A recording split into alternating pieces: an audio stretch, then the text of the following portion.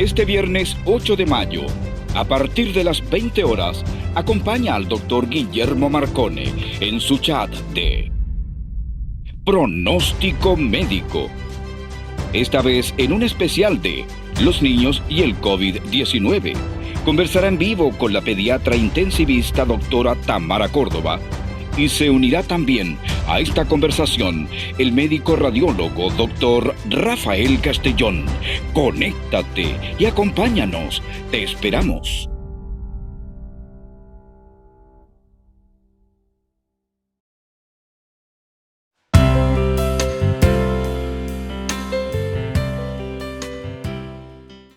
Contacto estrecho con los adultos que lo rodean, con los adultos que los cuidan, con los padres, con los abuelos, y finalmente van a ser los adultos los que van a presentar mayores síntomas, ¿ya? Y claro, se subdiagnostica por esa razón, como estamos un poco acostumbrados a los síntomas leves, y por eso en el fondo se busca menos nomás. Ya, perfecto. Bueno, vamos a invitar a la gente que nos está acompañando a que si quieren hacer sus preguntas a través del Facebook, nos pueden preguntar. Voy a leer algunos mensajes como para ir haciendo participar también a todos los que nos están acompañando. Marifer de Catapilco dice: un gusto, doctor. Miriam Fernández Rodríguez nos está saludando. Hola, doctor. Erika Soledad, muy bien, Guillermo, orientarnos a todos. Eda Pérez dice: hola, mi doc. Marcela Plaza, saludos, doc. María Teresa Leiva Guzmán también nos está saludando. Daniel Figueroa nos saluda también. La señora Rosa Mariela Pérez Gutiérrez nos saluda. Marisol también nos dice que está atenta. Frey Sangüesa nos dice: gracias por invitación, un abrazo desde San Felipe. María José también nos está saludando. Antonella nos saluda también. La señora Beatriz Pacheco nos está saludando. La Anita nos saluda. Don Luis Núñez nos dice que buenas tardes, que dice que recién viene llegando de su trabajo y recién se acaba de conectar a la transmisión de este programa. ¿Ya? Rita Castillo también nos está saludando. No hay preguntas, entonces vamos a continuar con algunas otras dudas que yo he ido recogiendo en general por la gente. Para Tamara, doctora, ¿los niños son contagiosos para los adultos y viceversa para este COVID-19?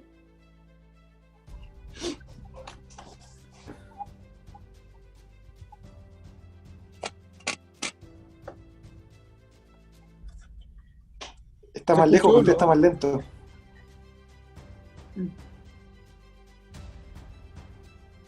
Voy a preguntar de nuevo porque puede que la conexión haya un retardo.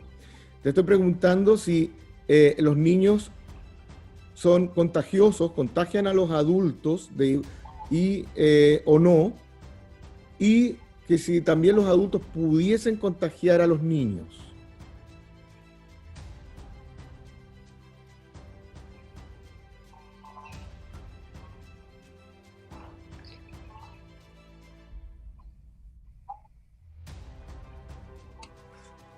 No sé si me escuchas.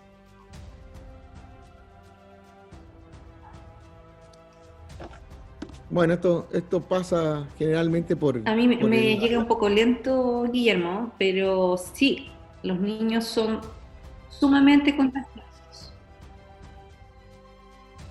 Sí, yo te escucho. Los niños son muy contagiosos, ¿ya? Por lo que...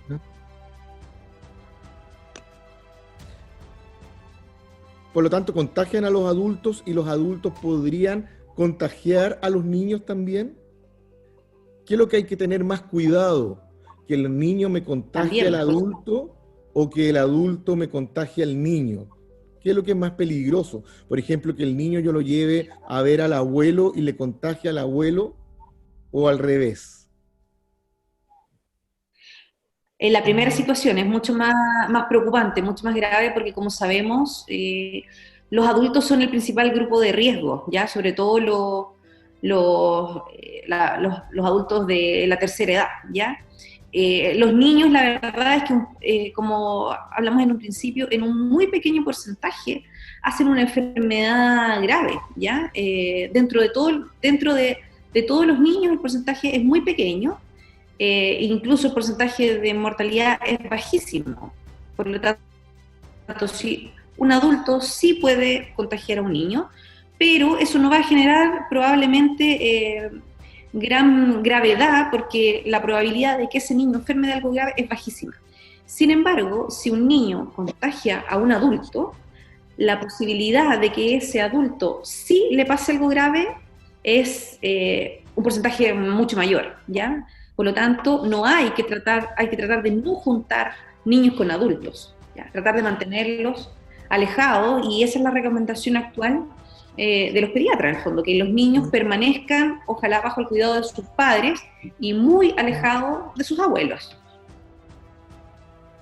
Perfecto. Doctor Castellón, una pregunta, dada la especialidad tuya, que eres radiólogo, ¿el COVID-19 en los niños presentan cambios visibles en la radiografía de tórax o solo tú lo puedes visualizar en un TAC, en un escáner?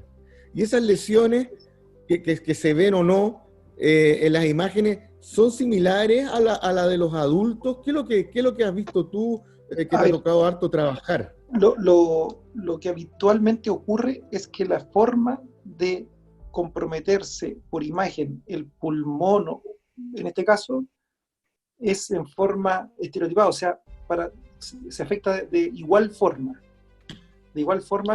tanto adulto como niño. El punto sí es que vemos pocos escáneres de niños porque habitualmente es exponerlos a una radiación mayor, por lo tanto no es el método primario para ir a buscarle y estudiarlo. No se está haciendo tanta radiografía de tórax, pero la radiografía de tórax que se hace, los hallazgos la mayoría de las veces va a ser normal, y las que hay son hallazgos inespecíficos que si los tiene se recomendaría hacer un estudio de imagen como el escáner. Pero tenemos que volver a lo que hablábamos al principio. Para llegar a que un niño se haga un escáner de tórax o una radiografía de tórax es porque ya tiene que tener sintomatología, una sintomatología que sea importante, que tenga dificultad respiratoria, que tenga el antecedente de contacto. Entonces el número de pacientes que va a llegar a esa instancia es bajo, es poco, pero si ocurriera, uno esperaría que tuviera similares, la afectación sería igual que los adultos. Perfecto. O sea, no, en realidad esto quiere decir entonces que este virus no genera gran diferencia con respecto a lo que pudiese generar en los adultos. Lo que pasa es que solo yo no me quiero salir un poquitito nomás sí. y es para lo que decía la Tamara también. Los niños, más que comprometerse y enfermarse, que es el vector para llevar la infección, sobre todo a los adultos mayores, que son los pacientes en riesgo. Pero eso está bien, y eso yo creo que es la información que hay que transmitir. Pero eso no significa que solamente hay que preocuparse de los adultos mayores. Los adultos mayores, verdad, tienen más riesgo, pero también se enferman los niños y también los jóvenes, la gente entre 30 y 40 años, 30 y 50 años, que son la mayoría de los pacientes que están hospitalizados en este país. Que no significa que se mueran menos, pero son los que están graves, o sea, que se mueran también hay gente que está falleciendo, y no solamente, como a veces se trata de recalcar, y uno tiene una mala, uno lo interpreta, uno puede tener como una información confusa que te hace pensar que solamente los riesgos son los mayores y que por eso no hay que contactarlo con los niños, pero la gente joven de entre 20 y 50 años también se enferma, también terminan en la unidad de cuidado intensivo, también pueden morir a una edad muy temprana. Entonces, yo creo que está bien. La información que hay que transmitir es quiénes son los factores de riesgo, que los niños se enferman menos, pero eso no significa, y no hay que creer, que no le pasa nada a nadie. Por lo tanto, insistir, que los niños, no contactarlo con los adultos mayores, ni tampoco con cualquier adulto joven que tenga algún factor de riesgo, que sea asmático, que tenga factores de riesgo que lo predispongan, que sea inmunosuprimido. Entonces, yo creo que la gente se relaja, a veces cree que no le pasa nada a los niños, andan con los niños, yo he visto en el centro, en el supermercado, los niños no están de vacaciones, están para estar en su casa. Entonces, yo creo que eso es una cosa que hay que insistir en la prevención de que todos se enferman, o sea, a todos les puede pasar. Es verdad que los adultos mayores son los que se pueden morir, digamos, pero eso no significa que los otros, porque la UCI están llenas, cuando dan los reportes, que hay 500 ventiladores, no sé, 80% de críticos, no son solamente abuelitos eso, ¿vale? Eso, solo el ser insistente en eso, digamos. No, yo lo encuentro súper bien lo que tú estás diciendo, porque, bueno, acá a nosotros nos toca ver, acá en la provincia de Petorca, en comunas como, por ejemplo, La Ligua, que podríamos decir que es la capital provincial, digamos, llama la atención, o sea, se ve muchos niños, como tú bien dices, en los supermercados, comprando con los padres, y como tú dices, no, esto no son vacaciones, la verdad de las cosas es que esto es un aislamiento preventivo que se está haciendo. Uno entiende que de repente hay papás que no tienen con qué dejar a los niños, pero yo creo de que hay que tratar de privilegiar ciertos horarios de menor contacto, de menor afluencia de público. Por ejemplo, si yo no tengo con quién dejar a los niños y necesito ir al supermercado porque tengo que, tener mis cosas para poder alimentar a mi familia, yo pienso de que claramente hay que tratar de elegir horarios que sean más temprano o más tarde, cosa de yo tener menos afluencia de público y tener menos encuentros con personas. Exacto, porque al final si las cosas no se cumplen, o sea, si no se respetan, es más tiempo que esto se alarga. Entonces, es para mejor para todos, digamos. O sea, finalmente, y ojo, también los niños, si bien el porcentaje es muy pequeño que o sea, existen actualmente, hay niños en otras unidades de cuidados intensivos que están conectados a ventilación mecánica. O sea, hubo hace poco también los ha habido, en el fondo, los hay, ¿ya? De hecho, ayer falleció el primer paciente pediátrico en el hospital Calvo Maquena, fue a causa de un COVID, ¿ya? En el fondo, los hay, ¿ya? Es un mucho menor porcentaje en relación a los adultos, pero también pueden llegar a cuadros graves. Tamara, tú como pediatra, y un poco lo que decía Rafael, los niños se mueren menos que los adultos, y los niños que fallecen, como en este caso este paciente, que fue el primer paciente, digamos, pediátrico o infantil, que digamos que lamentablemente falleció el día de ayer en Santiago, ¿tiene alguna enfermedad, digamos, del tipo conocida como de riesgo, o esto le puede tocar a cualquiera? Yo hace poco, no recuerdo, hace un mes atrás o un mes y medio atrás, me recuerdo de un niño de 2 años en Estados Unidos que falleció y que aparentemente no tenía ninguna comorbilidad o ninguna enfermedad de riesgo. No sé cómo es la experiencia tuya, qué es lo que se ha visto, digamos. O sea, claramente en comparación con los adultos, la mortalidad es mucho menor, ¿ya? Es muy baja, ¿ya? En China hay algunos reportes aislados, al fondo creo que un caso, en Europa hay algunos casos más, en Estados Unidos también, y en general los casos la gran parte de los casos que se han reportado son pacientes que han tenido comorbilidades asociadas, es decir, cardiopatías congénitas, prematurez. El chico que falleció ayer era al fondo inmunodeprimido y tenía un trasplante de médula ósea, ya, o sea, en general sí, tienen patologías asociadas, ese es el mayor grupo. Sin embargo, entiendo que también hay un par de casos aislados de pacientes que no tenían comorbilidades asociadas, ¿ya? Y la mayor preocupación de nosotros, llegando ahora, estando a puertas del invierno, es precisamente que una cosa es que el coronavirus tenga una baja mortalidad en pediatría, pero tenemos que recordar que al llegar al invierno aparecen otros virus. En el caso de nosotros los pediatras, aparece el virus respiratorio sincicial. Y la mortalidad del coronavirus también va sumamente ligada y asociada a otros virus en conjunto, ¿ya? Por lo tanto, el tener un coronavirus puede que no le pase nada a un paciente, pero el tener un coronavirus asociado a un virus respiratorio sincicial, por supuesto que la mortalidad va a ser mucho mayor, ¿ya? Y además, por otra parte, en conjunto de tener dos virus, por ejemplo, juntos, la otra preocupación que tenemos es que nuestro sistema de salud se pueda saturar, que es lo que ocurrió en los países de Europa, ¿ya? Y al tener nuestras camas llenas por otros virus, ¿ya? Y no tener camas disponibles para un niño que efectivamente haga un cuadro grave, por ejemplo, por coronavirus, pudiese fallecer por no tener acceso a atención de salud, ya que eso es una cosa que también está ocurriendo y es lo que ocurrió en Europa. Rafael, los niños, bueno, tú que trabajas mucho con las imágenes y todo eso, ¿en niños pueden quedar secuelas de una infección por coronavirus? Que queden secuelados, digamos, que queden con algún problema, una dificultad respiratoria crónica? Habitualmente, no, clínicamente puede serlo, puede ocurrir que queden más hiperreactivos, puede quedar como clínicamente más afectados, ahí la Tamara puede ayudarnos más incluso, pero por imágenes... De bronquitis crónica.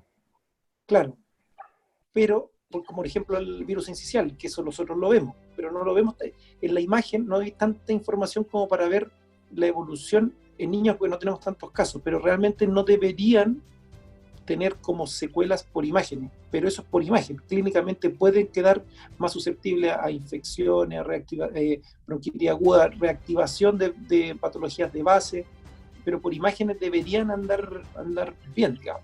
Lo que yo te pregunto porque leí un estudio hace unos meses atrás, que era un estudio chino, donde, bueno, aparte de esta neumonía, que es una neumonía que ataca los dos pulmones, hay una serie de pacientes, tanto adultos, y también me tocó ver en niños, que generan focos de fibrosis pulmonar. Lo que pasa es que habitualmente el pulmón responde de una forma estereotipada a la infección, o sea, no es como que se pone, es como que se pusiera blanco, se inflama, aparece el edema, aparece esto que es el virus merilado, bilateral, periférico, peribronquial, que es lo que se describe habitualmente para estos casos de COVID. Y si esa inflamación persiste en el tiempo, perdura, la evolución natural de la afectación pulmonar es hacia la fibrosis. Cuando tú ya llegas a ese punto, que no tenemos tanta información actual como para decir que llega a fibrosis, eso ya es irreversible. Porque también tenemos que recordar que dentro de las causas, como la fisiopatología de cómo es la afectación del pulmón por culpa del virus, lo que más va está más de acuerdo los científicos es hay una afectación propia del virus y otra es cuánto la respuesta inmune, la propia respuesta que tenemos nosotros como hospedado, como hospedador, la que a veces exacerba el daño. Y eso es lo que finalmente genera una inflamación de tal magnitud que a veces se puede hacer muy larga y hacer que hayan fibrosis o haya secuelas finalmente. Entonces, o sea, se comportaría como una fibrosis pulmonar en el adulto, se comportaría como enfermedades autoinmunes, y eso es lo que todavía no tenemos tanta gente, porque no lo hemos seguido por tanto tiempo, no hemos alcanzado a ver cómo ha sido la evolución de ello. Pero finalmente, como te decía, todo responde igual, debería pasar eso.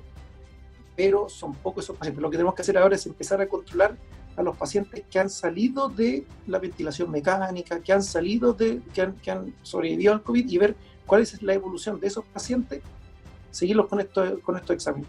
Probablemente si no quedan, porque por capacidad pulmonar no van a quedar, o sea, no van a salir del hospital para ir a correr una maratón. Entonces tenemos que ir viéndolo y controlándolo porque finalmente lo que nos falta es tiempo para conocerlo más, yo creo. Probablemente esa es la explicación de por qué a los niños probablemente tiene menos afectación o menos sintomatología que el adulto, porque el sistema inmune del niño debe ser mucho más adaptable, más modificable cuando se enfrenta por primera vez a un germen desconocido.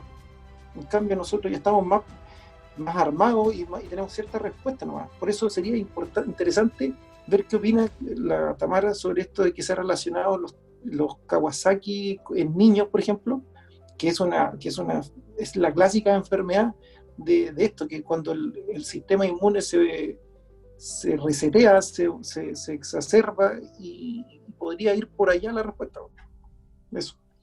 Tamara, antes de contestarle al Rafa, me gustaría que le explicaras un poco a la gente qué es lo que es un Kawasaki, o sea, porque eso tampoco, esto es como muy técnico. Entonces, un poco qué es lo que es un Kawasaki, por qué se produce y qué relación tendría ahora con el COVID-19.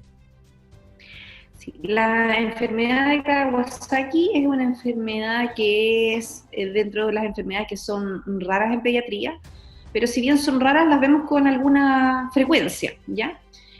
Por lo menos, no sé, en mi experiencia de pediatra, no sé, me tocará ver 2 o 3 casos en un año, más o menos, ¿ya?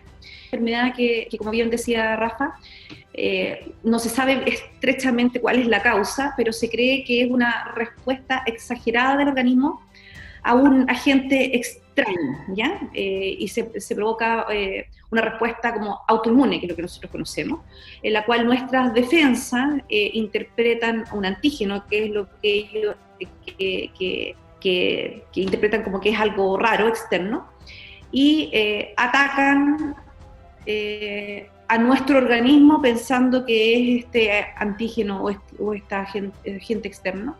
Y dentro de los órganos más afectados, bueno, se afecta la piel, provoca reacciones cutáneas, adenopatía, es decir, se inflaman los ganglios, aparece una conjuntivitis, una faringitis, y en los casos más severos puede haber afectación coronaria, es decir, se inflaman las coronarias generando grandes aneurismas, por eso muchos de los pacientes llegan finalmente a UCI, por eso me toca verlos a mí, y a veces tienen compromiso abdominal, diarrea, bueno, se alteran las plaquetas, la verdad es que provoca una alteración en casi todo nuestro organismo, ¿ya?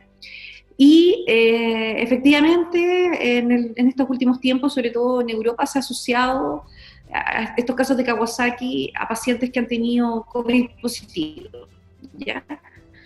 Así que actualmente, en el fondo, si nosotros detectamos un caso de Kawasaki, sin duda pillarlo, ya, porque no es que lo provoque, sino que gatilla esta reacción, hay que buscar dirigidamente el COVID, ¿ya? Y como les digo, puede aparecer así un exantema, es decir, un tipo de peste que la gente le llama como peste porque se pintan la piel roja como primera manifestación, y fiebre prolongada también, ¿ya? El Kawasaki, uno de los criterios es tener al menos 5 días de fiebre, ¿ya? Y eso también se ha visto. Perfecto, gracias Tamara. Vamos a un poquito a ver cómo la gente que nos está escuchando.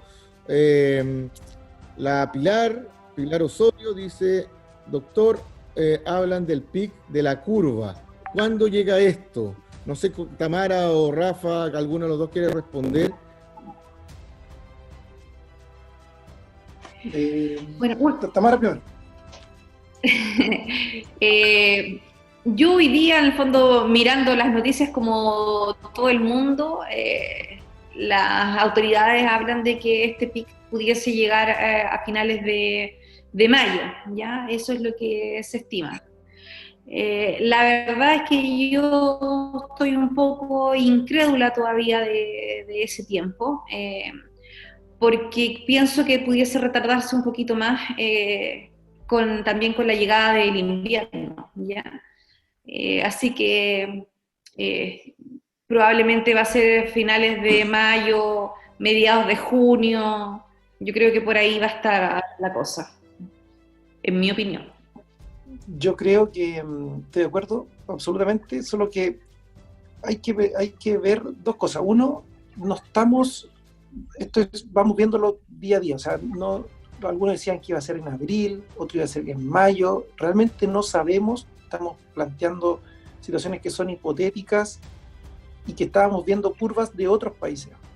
Finalmente el virus va a tener un comportamiento local, es un comportamiento que uno podría predecirlo, pero esto no es tan fácil. Nosotros ya no vamos a tener una curva como la de Europa, no vamos a tener una curva como la de China. Se aplanó un poco al principio, pero pareciera que solamente va a tomar impulso para crecer. Entonces, al principio se decía abril, ahora vamos en mayo, podría ser en junio. La diferencia con Europa es que ellos llegaban a un pic y después venía el verano. Nosotros no sabemos cómo nos vamos a comportar sabiendo que vamos creciendo y viene el invierno. Entonces, creer que vamos a tener la misma curva ya no fue. Los tiempos, es muy difícil en medicina hablar de los tiempos, y sobre todo cuando tenemos estos tipos de cuarentenas dinámicas, si la gente no coopera como lo que estábamos hablando al principio, se viene el invierno. Entonces son muchas las circunstancias que nos hacen que nosotros podamos predecir en forma tan real el que en un mes más vamos a estar todos volviendo al colegio y cosas así. Yo creo que podría ser finales de mayo o podría ser mitad de junio. O sea, yo creo que no es tan fácil, es más una apuesta que una certeza, creo yo. Perfecto. Gracias, doctores. Esperamos que Pilar se le haya contestado. Gilidel, saludos desde Buenos Aires, Doc. Mira, están viendo desde Buenos Aires. Internacionales. Así es. Pablito Vázquez, mira, Pablito dice, le enviamos saludos desde Talca, doctor. Muchas gracias. Mira, la alcaldesa de Papúo, la alcaldesa Rosita Prieto, dice, nos felicita, gracias por la importante información. Isabel Molina, es una ex compañera mía de trabajo, dice, saludos Doc, una consulta en niños, por ejemplo, que están en contacto estrecho con adultos mayores o bien con personas de riesgo, ¿será necesario, y de ser así, cómo solicitar el examen de COVID? Tamara, yo creo que tú... Se peina con la respuesta. En un adulto, o sea, la idea es que siempre sea tiene que ser con una orden médica, primero que nada, ¿ya? Tiene que tener una orden, y para eso, en el fondo, va a ser necesario, de alguna manera, acudir a un centro de atención, ya sea un servicio de urgencia, o un centro médico. En el fondo hay que acudir a consultar, ¿ya? Y por supuesto que en el fondo, si uno sospecha síntomas, hay que solicitarlo, sobre todo si es un niño que, por ejemplo, tiene fiebre o síntomas respiratorios, ¿ya? La muestra es igual, es con un hisopado faríngeo, igual que en los adultos. Yo creo que por ahí va la pregunta de ella. ¿Cómo se hace tal vez el examen de detección? Ya, exactamente, sí. Sí, se hace exactamente igual que el adulto. Es una muestra que se toma por PCR y es por un hisopado nasofaríngeo. Así que es un poco incómodo, pero bueno, es la manera que se hace. Perfecto. Vamos a seguir un poquito leyendo, porque hay varias preguntas. Cecilia Rivera nos dice, muy interesante el tema de los invitados, saludos. Alejandra González nos dice, muchas gracias por la información. Marcelo Cruz dice, consulta, ¿existe la claridad con respecto a las causas complementarias del niño que falleció por COVID? Bueno, más o menos tú algo dijiste, Tamara, ¿cierto? Pregunta por las causas complementarias.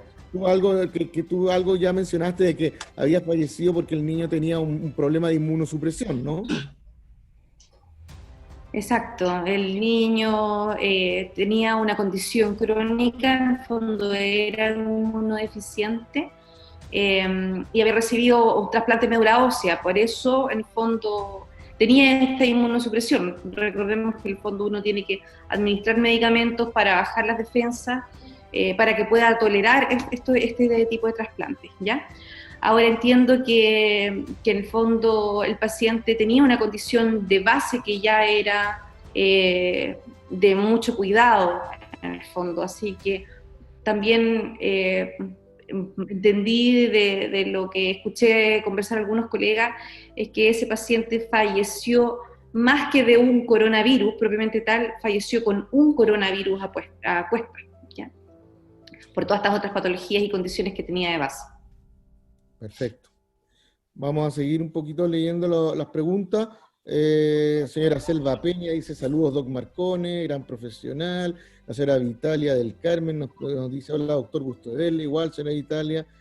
La señora Selva Peña dice: saludar a todos los trabajadores de la salud, grandes hombres y mujeres con vocación, bendiciones. Claudia Andrea nos dice: muchas gracias, doctor, por la información. Dice: consulta, mi bebé invierno pasado tuvo virus sincicial y metaneumovirus. Quedó reactivo por lo que me dijo el pediatra. ¿Esto es un factor de riesgo?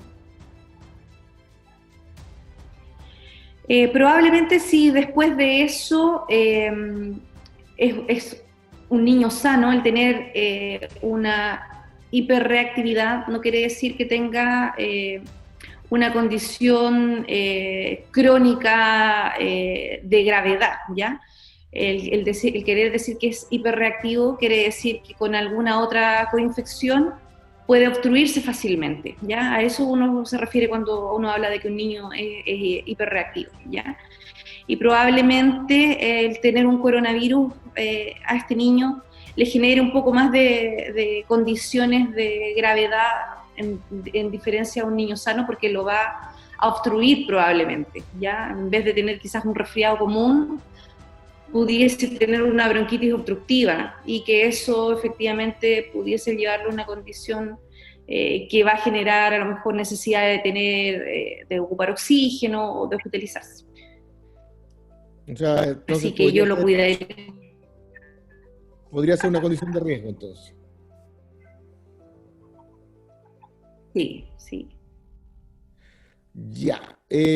Rodrigo Boadilla dice: saludos, Guillermo, Tamara y Rafael. Gracias a ustedes por el gran trabajo que realizan en beneficio de la comunidad y por compartir tanta importante información. Gracias, Rodrigo, por tus saludos. La señora Selva nos dice: alegría ver programas con buenas informaciones. Gracias, señora Selva. Jorge Caradeux, compañero de Rotario también, al igual que Rodrigo Badía, dice: bien, Guillermo, muy interesante el tema de los niños, con la finalidad de ser precavidos cuando estos visitan adultos mayores y entender los padres, los riesgos asociados que existen cuando los llevan a visitar a sus abuelos de alta edad. Marcela Oño nos dice: hola, buen programa, gracias, Marcela. María Fernanda Martínez nos pregunta y nos saluda. Interesante, dice, lo que nos entregan con claridad y ya que es posible interactuar. Se agradece. Belén Marcela dice: muy buena conversación, saludos, doctora Tamara. Marcela Plaza dice: buenísima la información, gracias, Doc, gracias a los invitados. Celeste Manríquez nos dice: hola, doctor, les dejo muchos saludos, doctor Marcone, quisiera saber, según lo que usted ha podido observar, ¿hay impacto en la salud mental de las personas por las medidas de cuarentena, aumento de la cesantía y experiencias traumáticas derivadas del SARS-CoV-2 en atención primaria? A ver, bueno, lo voy a responder un poco yo, Celeste. Mira, en los próximos programas vamos a tener una invitada interesantísima, que justamente vamos a hablar de la salud mental en la pandemia y cómo protegerse, ¿ya? Es una invitada bien interesante, es Viña Marina, y en este momento su libro es top en ventas, es uno de los bestsellers y que ya lleva en su 4ª edición. Así que es una sorpresa que tengo preparada para las próximas semanas de pronóstico médico. Así que esa respuesta te la voy a dar con lujo y detalle, pero en unas semanitas más con esta invitada que va a participar en el programa. Ricardo Torres, excelente. Dice María Fernanda Martínez, pregunta: ¿es importante prevenir, ya que hay que aprender a convivir con el virus por mucho? Mascarillas, alcohol, gafas, etc. Bueno, efectivamente, cierto que es importante la prevención y un poco esta es la idea de este programa, poder ayudarle a la gente a orientarse, a entender un poco cómo se está dando esta cosa y cómo tenemos que prepararnos. Tamara, ¿Piensas tú que el escenario se nos va a complicar más en los meses de invierno?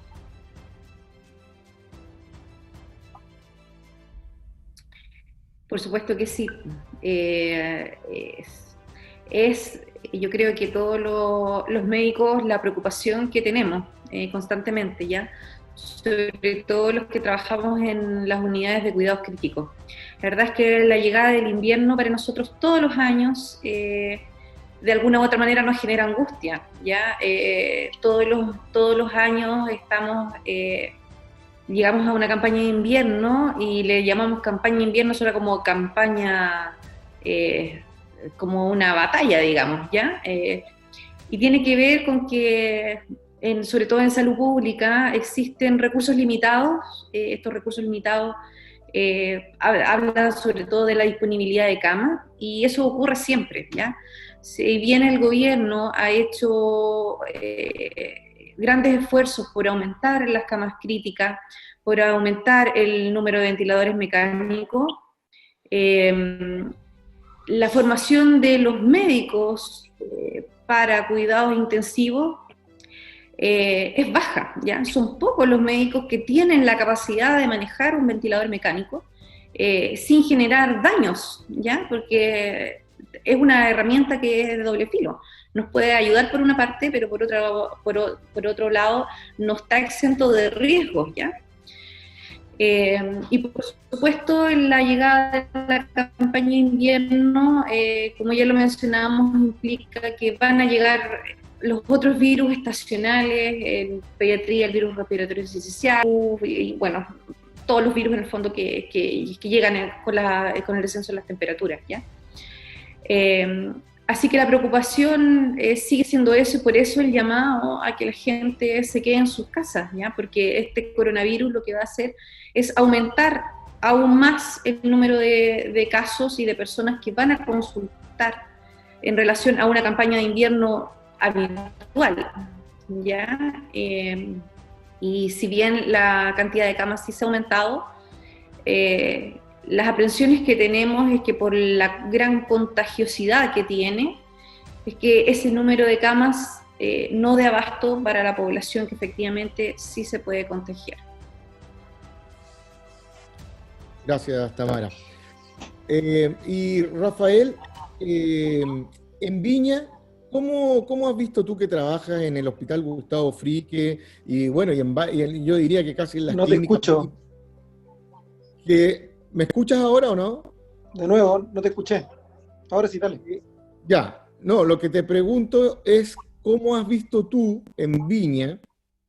Porque tú trabajas en el Hospital Gustavo Frique, y diría yo que en las clínicas más grandes de Viña del Mar, como el Hospital Clínico, la Clínica Ciudad del Mar, ¿cómo has visto tú el tema de la cantidad de pacientes, digamos, las consultas? ¿Cómo has visto tú la realidad hospitalaria en Viña del Mar?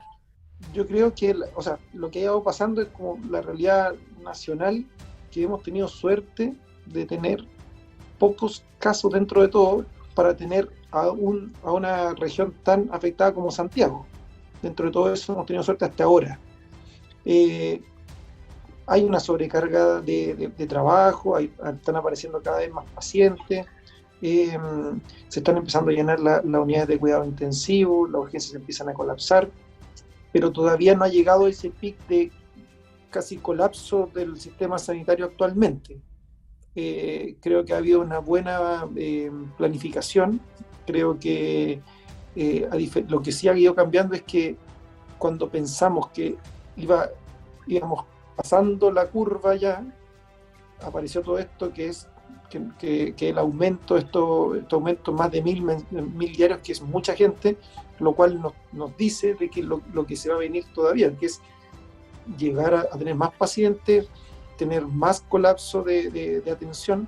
Por lo tanto, es importante insistir en dos cosas. Uno, la gente tiene que cuidarse, porque si se enferma va a ir a un lugar que está más, hay más gente igual de enferma. Entonces, por lo tanto, la única opción para poder prevenir es quedarse en casa y cuidarse.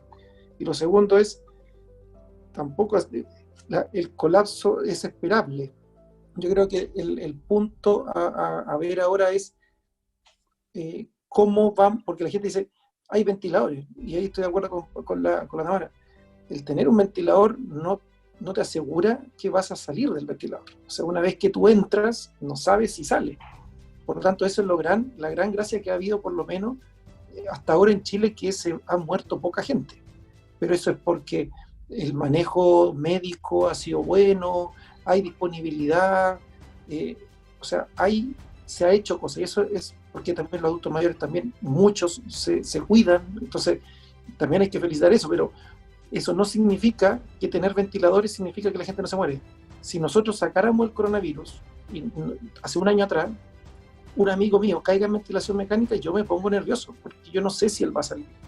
Entonces, ojo ahí, la gente cree que no, es que compramos ventiladores, si da lo mismo si compraste ventiladores, lo importante es si la paciente va a poder salir de eso. Entonces, no banalizar un poquito el creer que porque hayan camas UCI o porque hayan ventiladores, mira, lo único que podemos hacer es tratar de no llegar ahí.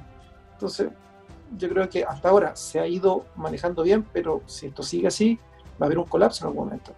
Es por eso que yo tengo entendido que ahora las camas las van a gestionar tanto el MinSal, tanto lo público como lo privado. Van a gestionar esas camas, porque finalmente en algún momento regiones con menos casos van a tener que empezar a recibir pacientes, incluso yo creo que de otras regiones. Por ejemplo, en la región metropolitana. No sería raro que empezaran a traer gente aquí o a Rancagua o a los lugares cercanos, porque eso va a haber un colapso, si es inevitable. Así que yo creo que lo que decían ustedes. Y eso ocurre todos los años. Sí, pues. Nosotros en pediatría, claro, en invierno, en la parte pediátrica por lo menos, en invierno, cuando se satura un poquito el sistema, a mí me toca recibir pacientes de San Felipe, del mismo Viña, en el fondo que se te deben trasladar a Santiago, estando muchas veces en la quinta región, es decir, y ahora de más de lejos también puede ocurrir, ¿ya? Y de hecho en Santiago, me estoy refiriendo, ya están llegando a su totalidad de ocupación de camas y por lo menos en mi hospital ya se están trasladando a pacientes a este sistema, es decir, porque ya no hay camas ahí, hay pacientes que se tienen que derivar a una clínica privada. Y claro, vamos a tener un chance en que los hospitales públicos se van a saturar, vamos a tener que derivar pacientes a clínica, eso siempre ha existido, esa prestación siempre está. Pero, ¿qué es lo que va a ocurrir si el sistema se llena? Es decir, llenamos las camas públicas y además llenamos las camas privadas. Ahí es cuando puede llegar el problema, ¿ya? Y por eso la idea es que nos cuidemos y nos quedemos en nuestras casas, ¿ya? Porque esto puede ocurrir tanto en Santiago como en la quinta región también. Cuando si la quinta región colapsa, habitualmente rebalsa hacia Santiago, ¿ya? Y si nosotros en Santiago estamos colapsados, van a tener que rebalsar a lo mejor a otra región y tener un familiar a lo mejor enfermo que necesita un ventilador mecánico, a lo mejor va a terminar derivándose a Antofagasta, en el fondo, si es que se requiere. Así que por eso es tan importante que nos quedemos en nuestras casas. Eso es importante recalcar, Tamara, cómo funciona la red de salud. La red de salud en realidad va a buscar en cualquier lugar de Chile donde esté la posibilidad, según la necesidad que se requiera. Así que eso es muy importante que la gente también lo tenga claro. De repente hay gente que se angustia, aquí, sobre todo acá en la provincia de Petorca, que llega un familiar y que lo trasladan a Quillota. Porque, bueno, obviamente hay costos asociados a viajar, por ejemplo, desde La Ligua, o desde Zapallar, o desde Papúo, o desde Cabildo Petorca a Quillota, tiene un costo que no es menor. Pero imagínate que tu familiar, porque la UCI de Quillota esté colapsada, y que de hecho hace ya varias semanas que ya está colapsada, te manden a tu familiar a otra región, ¿ya? Y eso puede pasar porque está dentro de la red de atención, digamos, del sistema de salud que tenemos.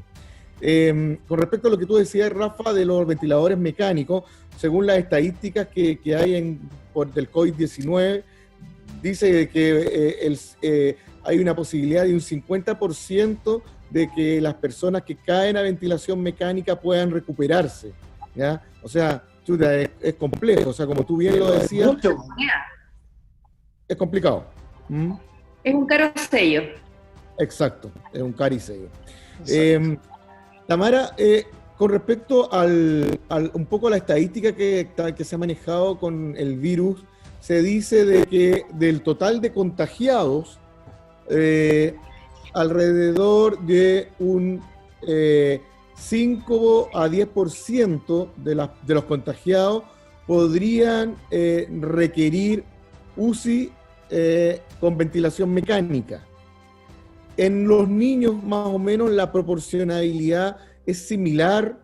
Yo la verdad las cosas desconozco un poco, porque siempre en la tele, cuando uno ve los reportes del ministro, de los subsecretarios, se hablan de camas totales UCI o se habla de los ventiladores totales UCI. ¿En esos totales están incluidos los pacientes pediátricos o no se están incluyendo y solamente están incluyendo las camas y los ventiladores para adultos? Es un poco la duda que yo tengo.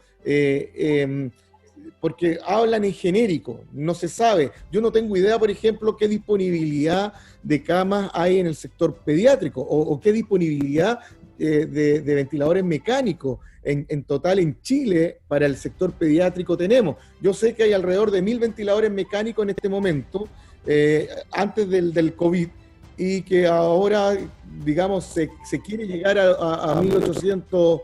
a 1.845 ventiladores más o menos a lo largo de todo el país, pero la información a nivel pediátrico, a nivel infantil, se desconoce.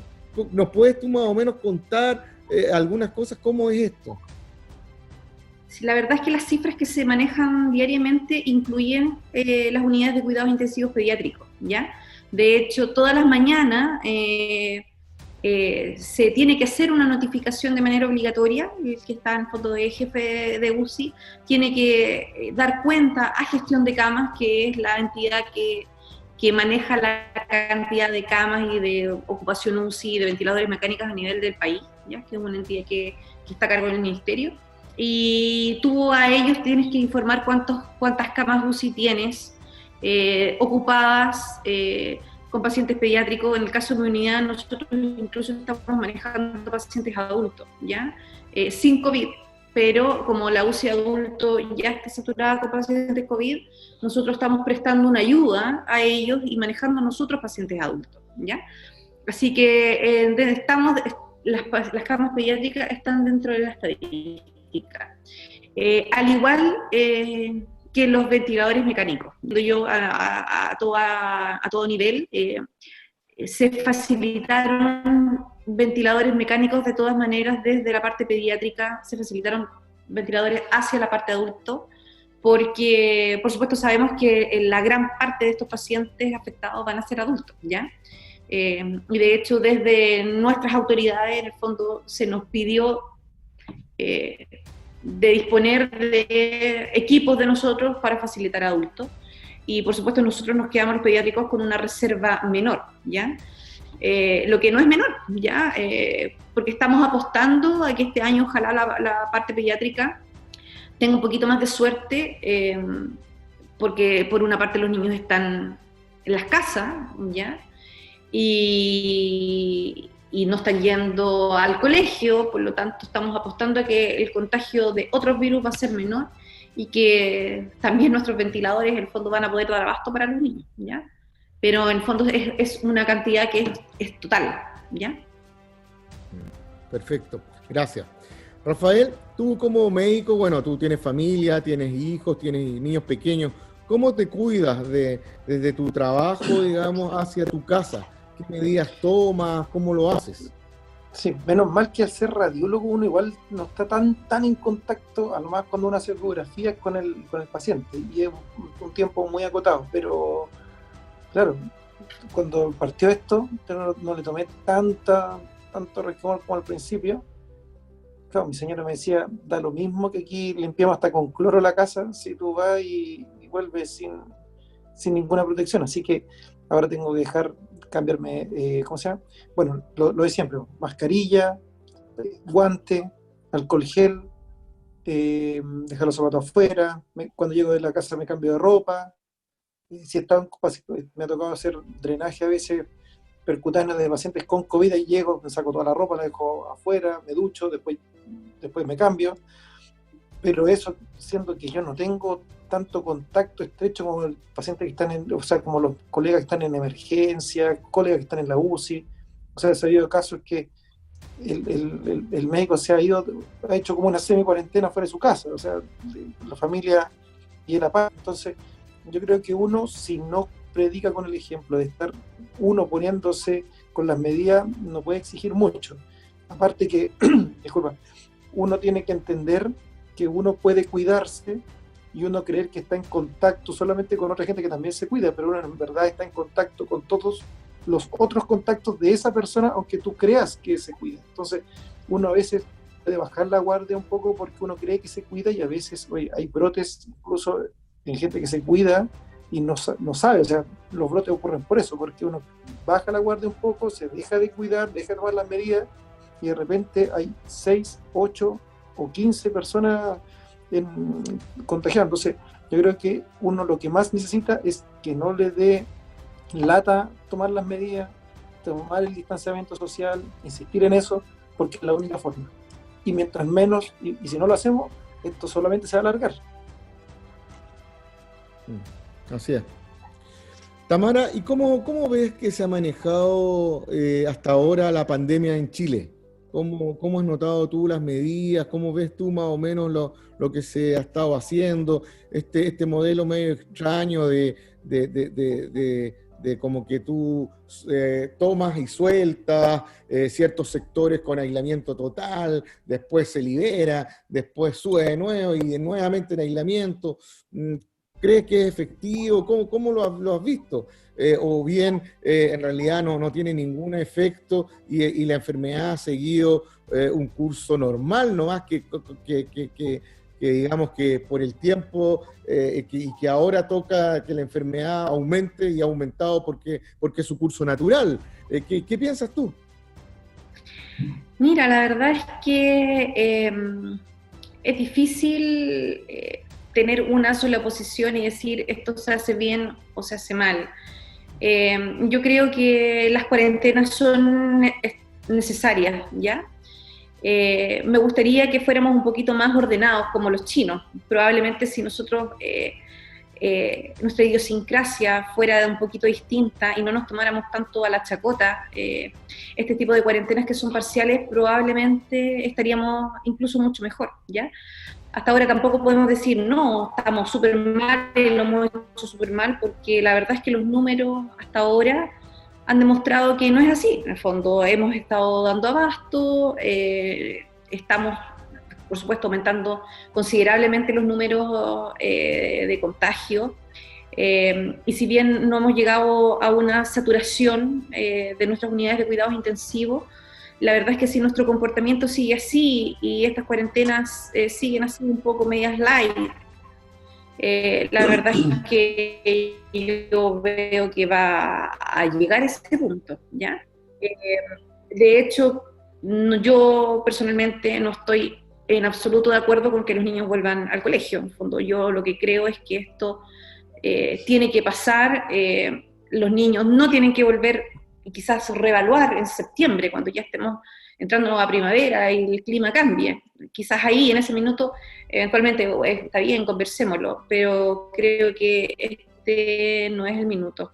Ya, a mí la verdad es que me asombra la gente en la calle. Ya, yo no sé cómo es la cosa allá en la quinta región, pero acá, bueno, la cuarentena en muchas más semanas, en muchas más comunas, parten ahora, en el fondo están partiendo recién, pero en las comunas en que no hay cuarentena, yo salgo muy poco de mi casa, pero ayer que me tocó salir, la verdad es que quedé asombrada de cómo la gente está en la calle, los niños están en los parques, gente no anda con mascarilla, en las comunas en que no hay cuarentena. Ya me tocó andar en el fondo la comuna de Maipú, y tú dices, chuta, la verdad es que dan ganas que efectivamente se decrete cuarentena total para ver si la gente hace un poquito de caso, ¿ya? Porque tú miras los bancos y están llenos de filas, la gente no respeta la distancia que se está recomendando, que es al menos 1 metro, ojalá 2 metros de distanciamiento social. los niños están en las colas del supermercado, en las colas de las farmacias, paseando con los papás, como que no pasará nada, en el fondo, y eso es preocupante, ¿ya? Esa es mi aprensión. Por otro lado, como te decía, a mí me gustaría quizás que esto fuese más estricto, porque además hay que recordar que los números y las cifras que vemos ahora no es lo mismo los contagios de este minuto a lo que va a ocurrir en 2 semanas más. Entonces quizás vamos a ver, por ejemplo, las repercusiones del fin de semana largo que recién pasó en 15 días más, o lo que ocurra ahora este domingo para el Día de la Madre, porque todos a lo mejor van a querer ver a sus mamás, las mamás a las mamás de ella y los niños a los abuelos. Esas repercusiones las vamos a tener de aquí a 1 o 2 semanas más. Entonces a veces vamos un poquito con una pierna atrás en vez de ir 2 pasos adelante. Esa es mi sensación. Perfecto. Rafael, ¿y tú qué piensas de esta nueva forma de volver a la normalidad que quiere impulsar el gobierno? ¿Crees que como país estamos preparados? Culturalmente estaríamos preparados para volver a... Porque yo creo que el hecho de decir volver a la normalidad, creo que toda la gente, la mayoría por lo menos, lo va a tomar a como que hay que hacer vida normal, digamos. Pero yo creo que este volver a voy a enganchar un poquito la respuesta con lo que está hablando la Tamara, que finalmente ¿ya? Aquí ya se decidió al enfrentar esto que iba a ser con estas cosas como medias dinámicas y como que no iba a haber una cuarentena total porque había muchos riesgos en una cuarentena total, muy duro una cuarentena total, y quizás se interpretó que como sociedad no estábamos preparados para eso. Pero eso yo creo que hasta ahora no se ha hecho un mal manejo de la situación. Hasta ahora. No estoy diciendo que esté bien. Independiente de los análisis de la vertiente política, pero sí creo que el mayor error que ha ocurrido es el manejo comunicacional. El manejo comunicacional no ha sido el mejor, creo que se dan informaciones que son confusas, creo que se dan términos que invitan a subestimar la situación, como es una nueva normalidad. O sea, la normalidad o es o no es, no hay nueva normalidad. Puedes ponerle nueva rutina, nueva habitualidad, pero hablar nueva normalidad, oye, nosotros somos chilenos, los chilenos nos subimos al chorro al tiro. O sea, si imagínate que estás en cuarentena y la Tamara cuenta que la gente anda en la calle como que se no pasará nada. Si tú le dices nueva normalidad, asumen que es volver a hacer tu vida común y corriente. Cuando te empiezan a decir que puedes tomarte un café, una cerveza, entonces tú decís, chuta, estamos diciendo una cosa, pero queremos que la gente haga otra. Entonces, yo creo que ese tipo de conceptos es lo que yo creo que ha sido el error. Uno, porque probablemente se creyó que realmente la curva se estaba aplanando y que estábamos bien y que ya casi como que podíamos abrir los malls, y después te das cuenta que empiezas a tener más de 1000 pacientes diarios. Yo creo que el número total de los infectados es un número mentiroso, es un número que no tiene una real... porque te pueden decir, tenemos tantos miles por día y pueden ser el doble o el triple fácilmente. Lo que hay que estar pendiente es cuánto se nos van muriendo, cómo se nos van llenando las camas UCI, que eso es lo más importante. Pero pensar que ya podíamos abrir el mall y que podíamos ir a tomarnos café con los amigos, yo creo que fue apresurado, fue una situación que llevó a confusión y que finalmente vamos a tener esa repercusión, como dice Tamara, en 15 días más. O sea, si yo puedo ir al mall, ¿por qué no puedo ir a ver a mi mamá, a saludarla para el Día de la Madre? Entonces te genera esos conflictos que solo confunden y tú vas para una parte colocando cuarentenas total y por otro lado una información que es confusa. Nunca te van a decir que se equivocaron, pero yo creo que no hay que asumir que eso podía ocurrir. Con los niños, yo creo que después de invierno fácil el colegio. Ese es el problema. Entonces, te dicen eso, no, este país realmente va a volver a la normalidad cuando los niños empiezan a volver al colegio. Antes de eso, aquí no hay ninguna normalidad. Perfecto.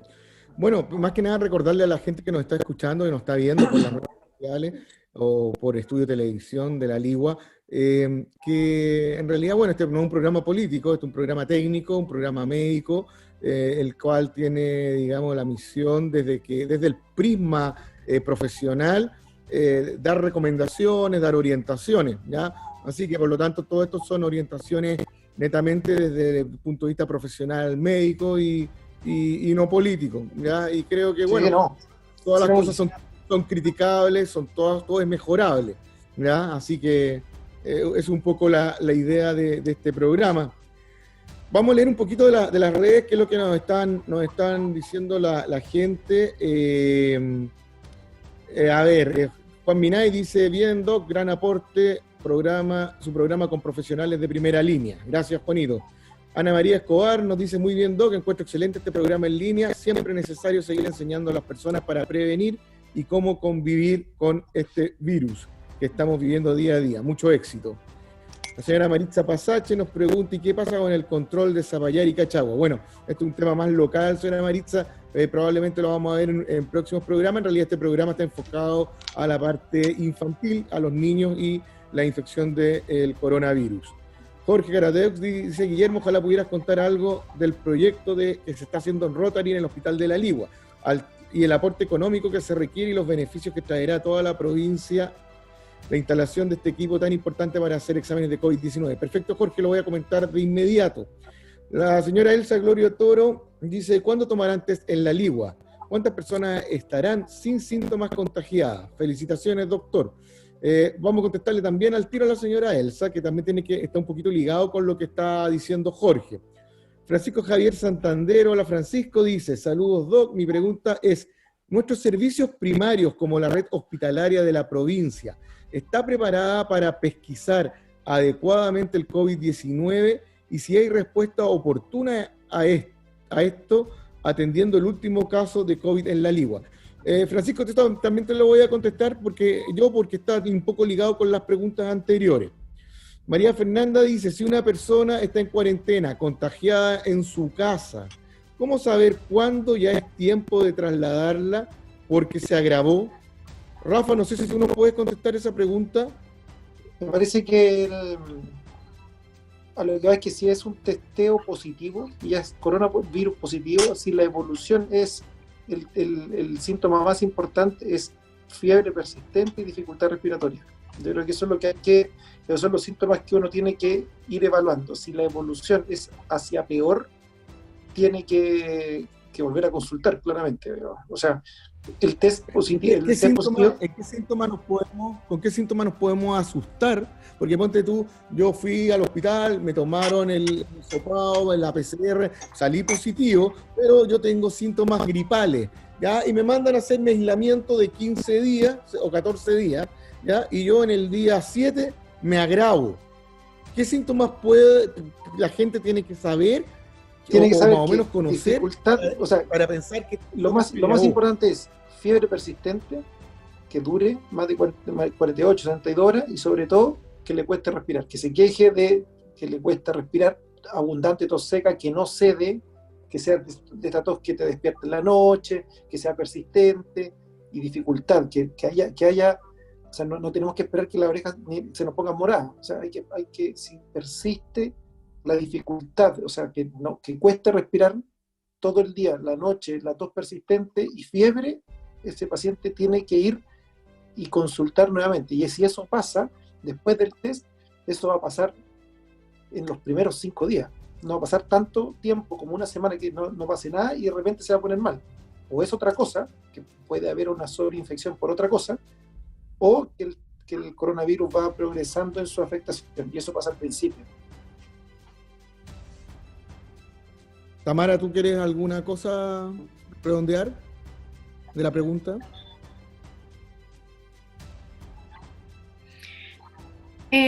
O sea, en niños también un poco es lo mismo. La dificultad para respirar es el principal motivo de consulta.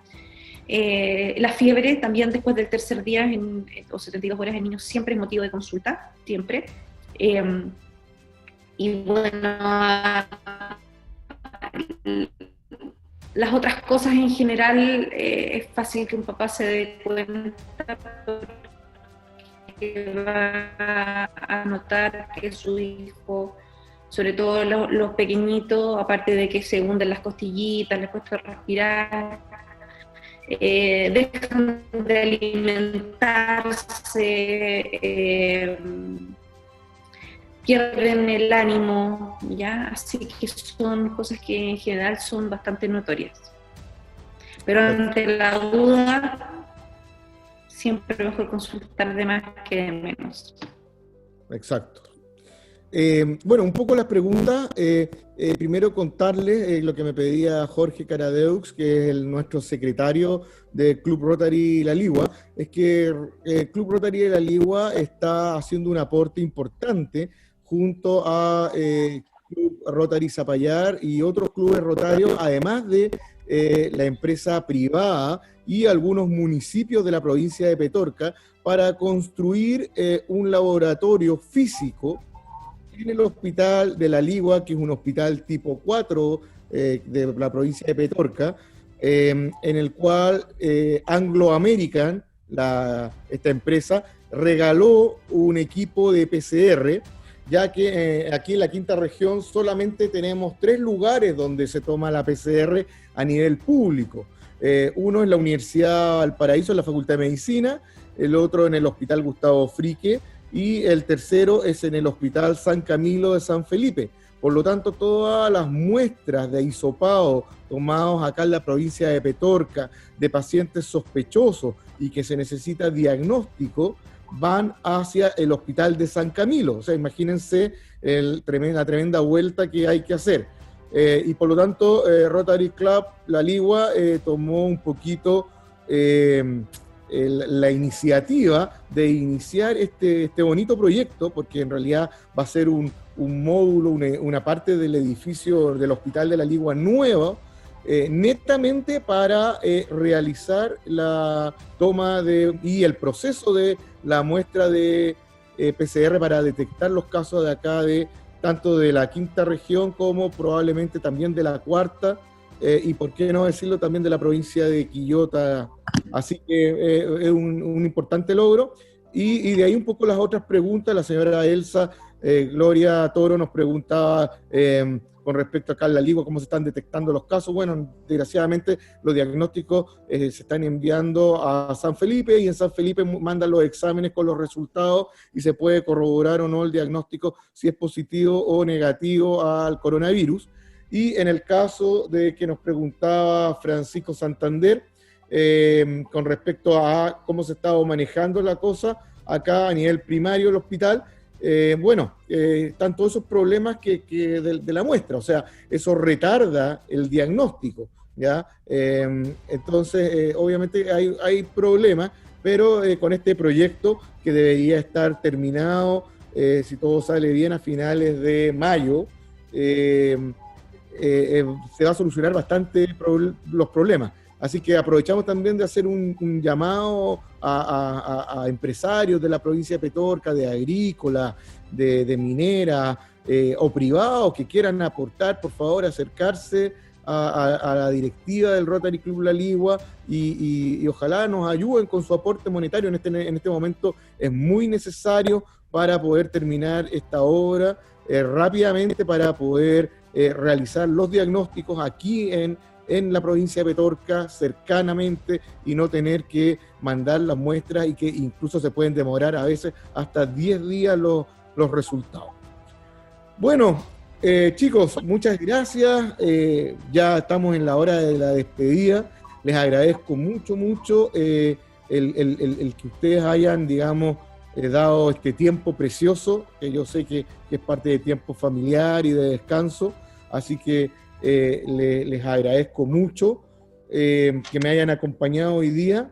Y me gustaría que le pudieran dedicar cada uno algunas palabras a la gente de mi provincia, la provincia de Petorca, que es una provincia un poquito lejana, un poquito el patio trasero, una provincia en la cual tenemos un problema de sequía de agua, incluso con problemas de bebida a ese nivel ya muy grande, con una agricultura totalmente arruinada, y qué decir del resto de comercio, etcétera.